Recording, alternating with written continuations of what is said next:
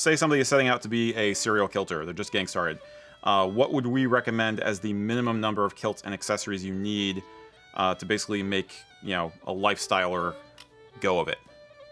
Like on a weekly basis, what do you need? And I will warn you, this will dovetail with the next question a little bit too.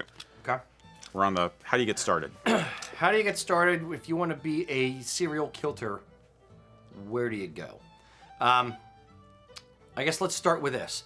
What do you think what's the minimum number of kilts you would want to have as a serial kilter, our slang term for me personally? Somebody who wears kilts every day? Me personally? Yeah. 2. Minimum number 2. Yeah, one for nice and one to beat up. Okay. It all depends on budget to a degree, but I'd say if you don't want to be seen wearing the same clothes, then I'd say probably 3. So you can wear one, have one for the next day, and have one in the wash. Okay. If you want to think of it that way, try to start with 3 if you're going to be serious about it. If you're just getting into kilting, this is not the question for you. This is if you have a kilt, you like wearing a kilt, and you want to wear it more often, you want to know what kind of accoutrement to have with your kit. All right, so 2 to 3. Yeah, I'm thinking in terms of wool kilts, so I'm not worried about washing them as often.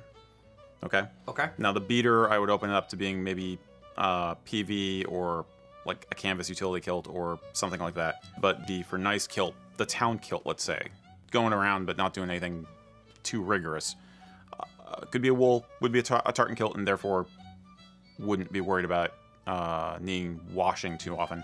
And I think from a traditional standpoint, for those of us who only wear our clan tartan, having one kilt is kind of standard. You just have your kilt. I think there's some traditionalists out there who just have their kilt.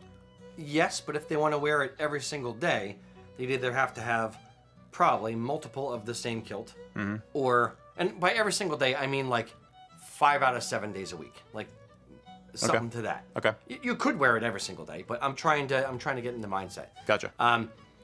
I would say if I was only going to wear my clan kilt, I might get an ancient, a modern, and a muted version. So I have, if I'm going to get more than one of the same tartan, I would do different versions of it, different color palettes. I'd say 3. I'm still sticking to 3. I think 3 is a good, solid base. Okay. Accessories. Shirt. You would wear whatever shirt you normally wear. Yeah. If you're going to get dressed up, you wear a dress shirt or a couple Tattersall shirts that tone well with at least 1 or 2 of your kilts. If you have a nice kilt and a not so nice kilt, as far as like a polyviscose, a cheaper one that you're going to muck up, then try to match your nicer stuff to the nicer kilt. If you want to get a tweed, match it to the nicer kilt. So that takes care of the top half. For your leathers, sporran belt, I can go a couple different ways. The minimum I'd say is probably 2. The minimum for dressy occasions as well, I'd say 3. If you're gonna do 3, I would say a dress sporran, a black day sporran, and a brown day sporran. So that way, on the scale of formal, you're going day wear and you're going dressy. That way you can kind of skip over the semi-dress if you want. And then I would do, for a belt, I would do a black belt and a brown belt. If you only have one, black. That sounds like an ideal, like a well-rounded lifestyle or kind of approach. I would say that you can get by with just one sporran, one belt.